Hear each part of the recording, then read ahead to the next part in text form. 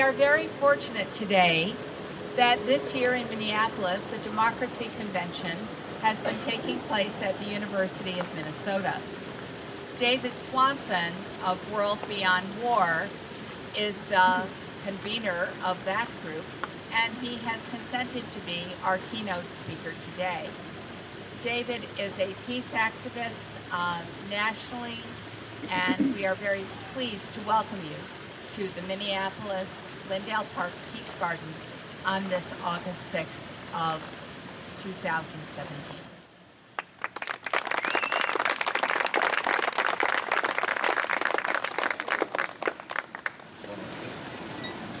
Thank you. Can you hear me okay? Louder? Is that better?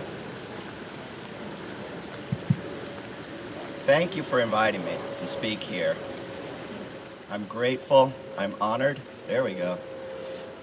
But it's not an easy task.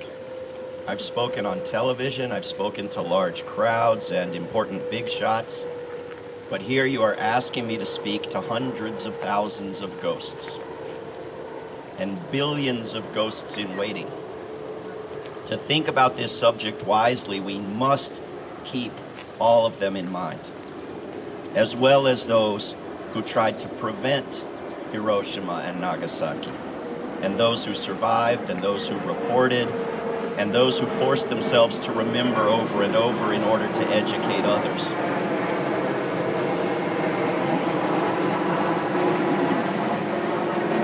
Perhaps even more difficult is thinking about those who rushed to make all those deaths and injuries happen, or who went along unquestioning, and those who do the same today.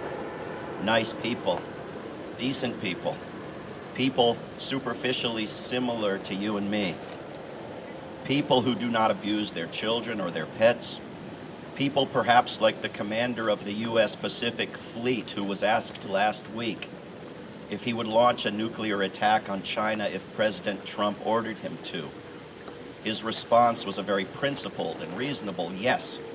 He would obey orders. If people don't obey orders, the world falls apart. Therefore, one must obey orders, even when they rip the world apart. Even illegal orders. Orders that violate the UN Charter. Orders that ignore the Kellogg-Briand Pact. Orders that annihilate forever all existence of or memory of every beautiful childhood memory and every child.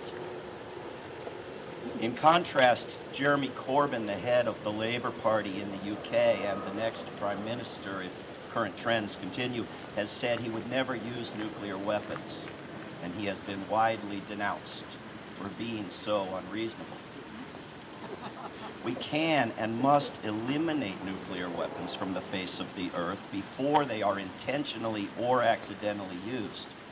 Some of them are thousands of times what was dropped on Hiroshima.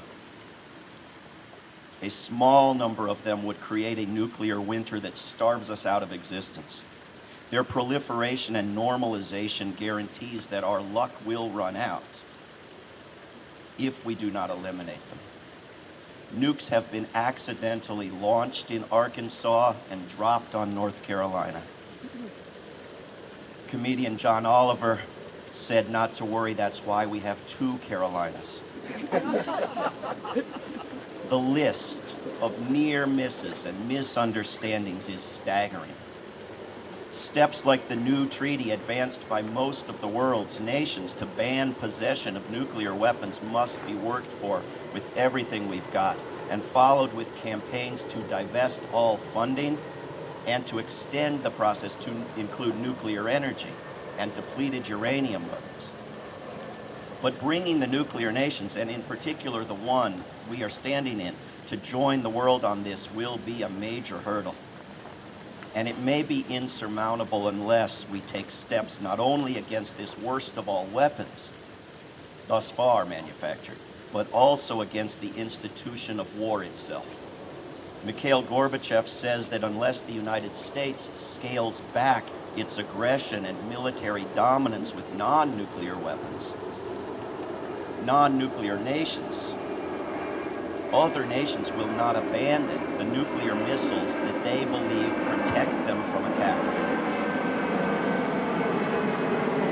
there's a reason that many observers view the latest sanctions on Russia, North Korea, and Iran as a prelude to war on Iran, rather than on the other two. It is the ideology of war, as well as the armaments and agencies of war, that condemns Jeremy Corbyn while applauding a man who professes blind allegiance and obedience to an illegal order. One wonders whether such good soldiers and sailors view Vasily Alexandrovich Arkhipov as a degenerate or as a hero. He was, of course, a Soviet naval officer who refused to launch nuclear weapons during the Cuban Missile Crisis, thereby quite possibly saving the world. As enjoyable as we may find all the lies and exaggeration and demonization directed at Russia by our elected and unelected officials and their media outlets, I think erecting statues of Vasily Arkhipov in U.S. parks would be much more useful, perhaps next to statues of Frank Kellogg. It's not simply the ideology of war we have to overcome, but parochialism, nationalism, racism, sexism, materialism, and the belief in our prerogative to destroy the planet, whether by radiation or by fossil fuel consumption. This is why I have misgivings about things like a march for science. I have yet to hear about a march for wisdom being planned, or a rally for humility, or a demonstration for kindness.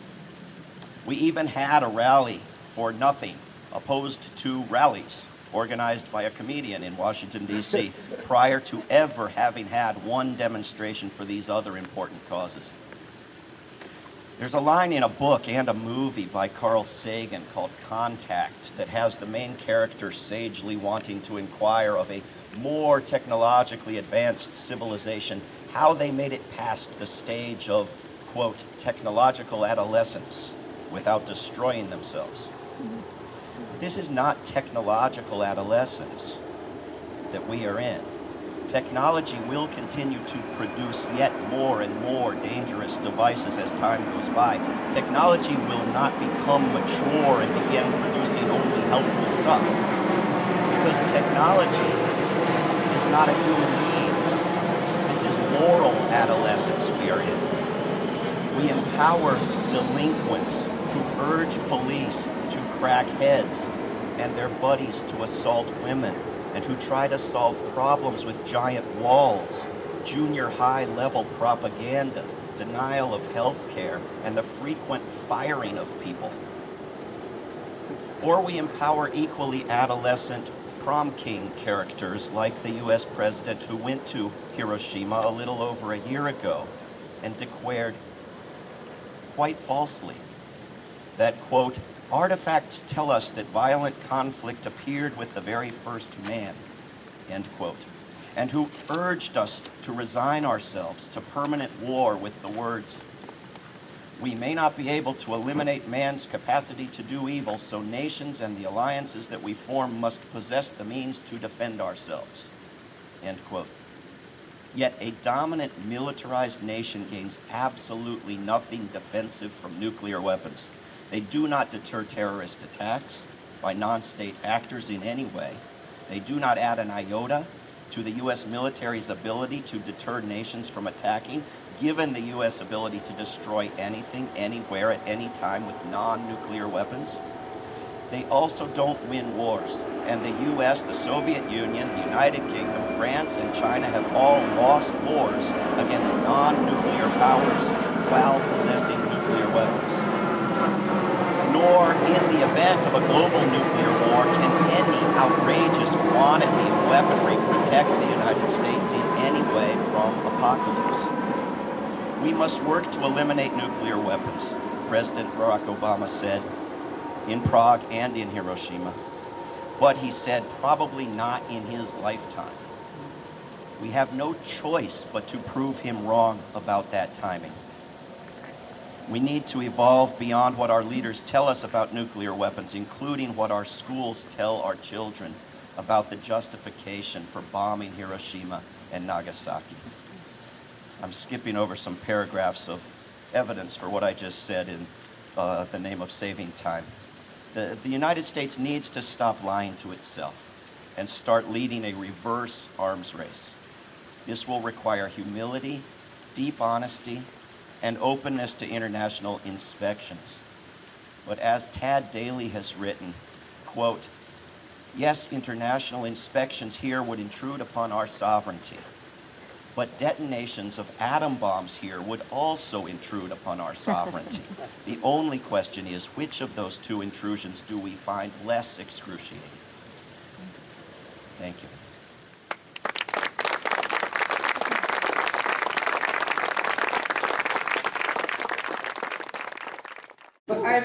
Our last but not least speaker is Ben Manski.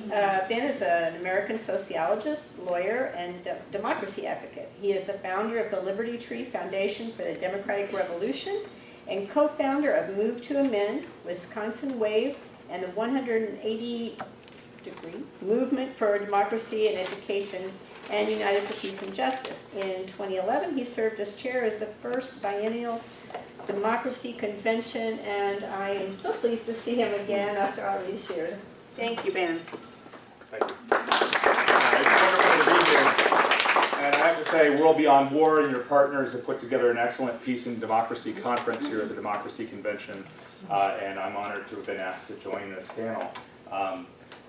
The work that you have presented and that you have sort of clarified for a popular audience, and that I look forward to reading more about, and the work that you have done, David, to bring this history forward to those audiences and to put the call out and to help people get together and do the organizing around us, I think are really critical. I'm here to talk about two additional cases that are cases from history, one of them recent history, the other too distant, that represent other approaches to dealing with essentially the same fundamental problem, which is how do we prevent war from taking place. Some of what I'm going to say will be very familiar to you, some of it will maybe be familiar to some of you, and some of it I expect will be quite new to most of you. I'll start with a familiar, and that is to quote from from John Quincy Adams, who I mistakenly actually thought this was a quote from Washington. I think Adams was paraphrasing Washington when he said, "America does not go abroad in search of monsters to destroy." And I think Washington had a similar statement about beasts to slay. There are many things that were terrible about the years that followed the great years of the American Revolution, the years between 1776 and 1791. Those were the good years, but there were many things that were terrible about the years that followed. But there were also some things that, in our critique of American history and the way it's been presented, many, I think, on the left have forgotten. And one of those is that there is an originalism that is true, and that has been forgotten not only by the majority of the American people, but certainly by the federal courts. And that is an originalism that understands that the founding fathers were concerned about the prospects of the United States becoming a particular kind of empire. There was a type of empire they wanted the United States to be, an empire from coast to coast, an empire that would sweep savagery, a white supremacist empire, right, here in the continent of North America. But they were also concerned that the United States not become the kind of empire that they had just rebelled against, in an empire that spanned the globe. And that concern is actually very clearly laid out in the Constitution of the United States in providing that only Congress has the power to declare war, right? And that, I think, is what is commonly known. And it's commonly known in part because most of the people in this room either came of age politically in the years following Vietnam or were around for the days of the War Powers Resolution, 1973, and the reaction to the Vietnam War, in which it was recognized that the United States had entered a new period in our history in that we had been through the Korean War and the Vietnam War and a whole series of smaller wars that were called other things, right? And that Congress had not voted to declare war in any of those instances. And so there was a reaction to that, and there was a movement to try to prevent Congress from sort of abdicating its war declaring responsibilities that produced the War Powers Resolution. It's really a War Powers Act, right? It's actually has the force of law that states that the President has to go to Congress for authorization should military hostilities be commenced. I believe it's within 60 days, is that correct? I'm looking for, I believe it's a 60-day period, yeah. So that was sort of an attempt to fix a fundamental problem, which was that was recognized in the years following at the end of the Vietnam War, at least in terms of our involvement in the Vietnam War, which was that we had a constitution which was intended to ensure that the war declaring powers, the war initiating powers, resided with Congress, with a legislative branch that was sort of more accountable to the people, supposedly, and to the legislatures originally, and not with the executive, because there was a fear of kingly powers being held by the president, that the president would become a king, and that the United States would become an imperial power that of the type that we had rebelled against, Great Britain, right? So there's some pushback there. That has had very limited effect, unfortunately. And the effects of the War Powers Act were sort of present, especially in the decade following.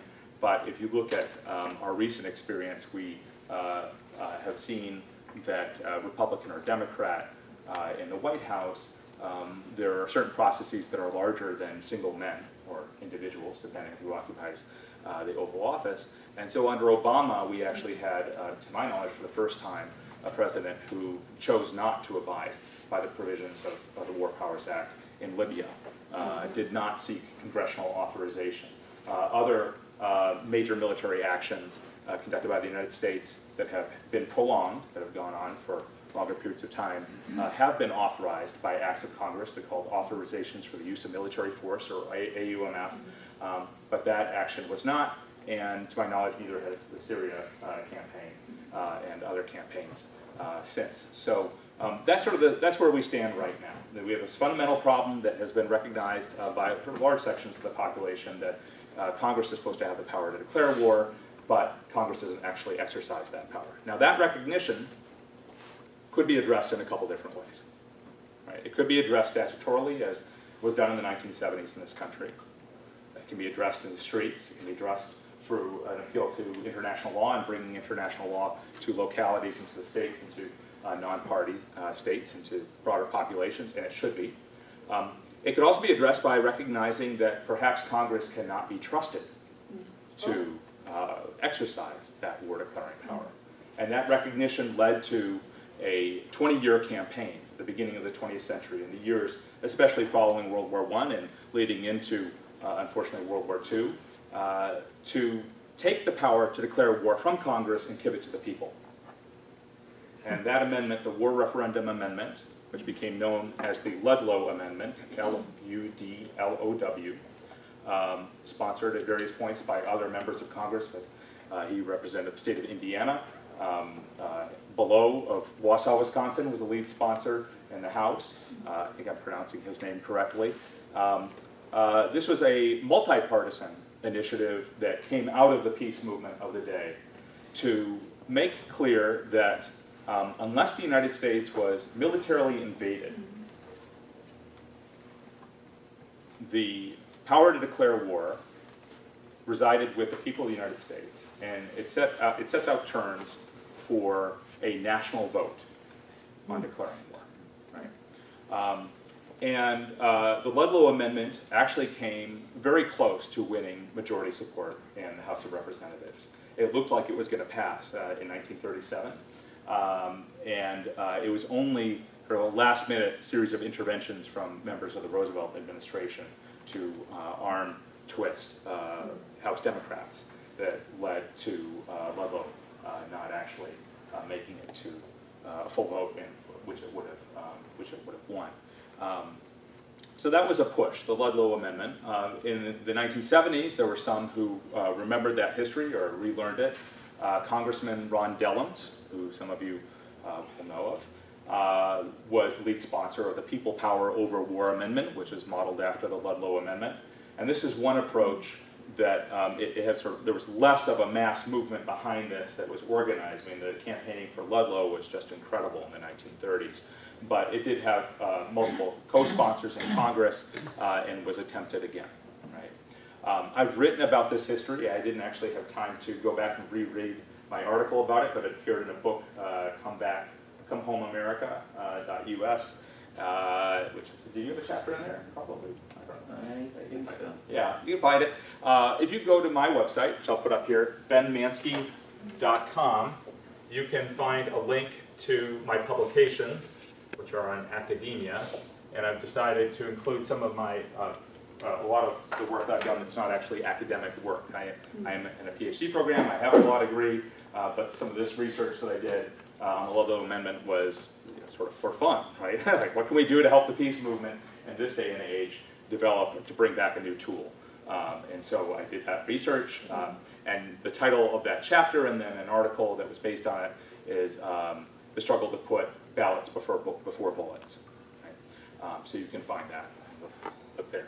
How much time do I have here?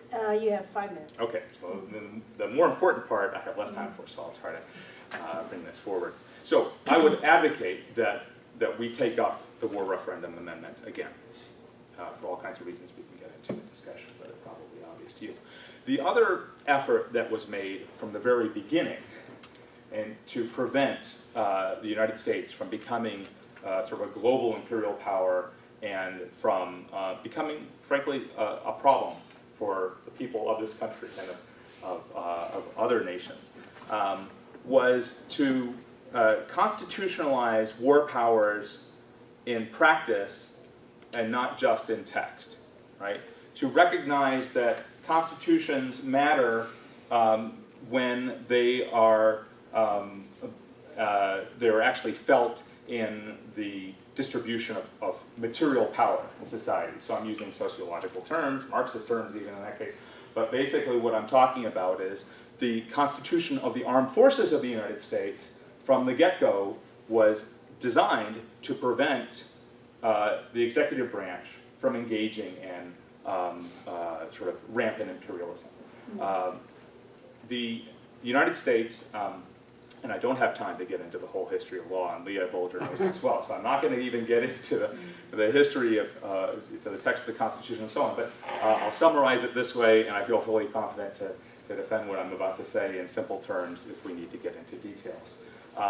We did not have armed forces that were capable of force projection in the United States until World War I. Okay. In 1898, in the days leading up to the U.S.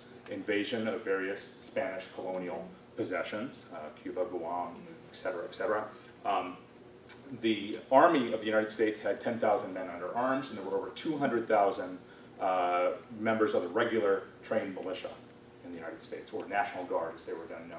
Okay? So for most of the history of this country, we did not have, we didn't not only have an Air Force or a Pentagon, but we didn't even have an army that was capable of invading and occupying another country. And so, and this was by design, right? There are several clauses in the Constitution that are called the militia clauses. It's not just the Second Amendment, right? There are several other clauses in the Constitution that deal with the militia, right? And the armed forces of the United States were primarily composed of a well-regulated militia operating through the states and regulated by Congress that were intended to provide for national defense, but were understood to prove a bane of empire, as Elbridge Gerry of Massachusetts. He was much maligned because he's the source of the term gerrymander, right? But he was also an anti-imperialist, and he called the militia the bane of empire, basically by having a popular army, popular military, I should say, that was made up of the people themselves who would not be willingly sent over to the Philippines, for example, as militia units were, and to kill and hunt other people who were like us, right? And I'm sort of paraphrasing from some of the accounts of militia members who were inducted into the army for that invasion and occupation. We would be in a position to prevent the executive branch from engaging in empire building of the kind that we have in the 20th century, right? So there's a whole history of the militia system, which is very important and interesting. I can give you many examples of the ways in which the militia system functioned to provide a restraint on Empire Building in the War of 1812. Abraham Lincoln, for example, his first elected commission was as captain of a unit of the Illinois militia. His unit actually refused to go back to fight in what is now Wisconsin in the Black Hawk Wars for, again, some of these same reasons. You know, Lincoln said we could see that these were men like ourselves who were farmers, right? There were many sort of examples in which the militia actually refused to participate in actions that were counter to their interests, right? But essentially what you need to know is that the 20th century is in part a history of the federalization of the militia system. The transformation of a system which primarily had been decentralized and intended to be the bane of empire into an auxiliary of the United States Armed Forces, to the point at which today the bulk of U.S. occupying forces actually come out of the National Guard or out of private military contractors and are not regular U.S. Army. Right? This is a fairly recent development. Okay? So that's a bit of that's a very quickly summed up history there of the National Guard, of the purpose behind the militia system and the National Guard, and so on. What you should know is that for 3 years there was a very active campaign in 20 states in the United States to, quote, bring the Guard home, it's the law. And that's where some of us in this room came together. We got legislation introduced in 13 of those states to require that governors review federalization orders calling the Guard into national service prior to releasing them into service to ensure that that order was lawful. Right? So the legal strategy here was pretty sophisticated. It's not my own, it's that of Benson Scotch of Vermont. But we got pretty far. We got majority support in 2 chambers, and then Barack Obama was elected and we lost most of our Democratic sponsors, unfortunately, is what happened with that campaign. This may be a time to bring back the Bring the Guard Home, It's the Law campaign, and I look forward to talking with you about other strategies we can pursue here. So, thank you.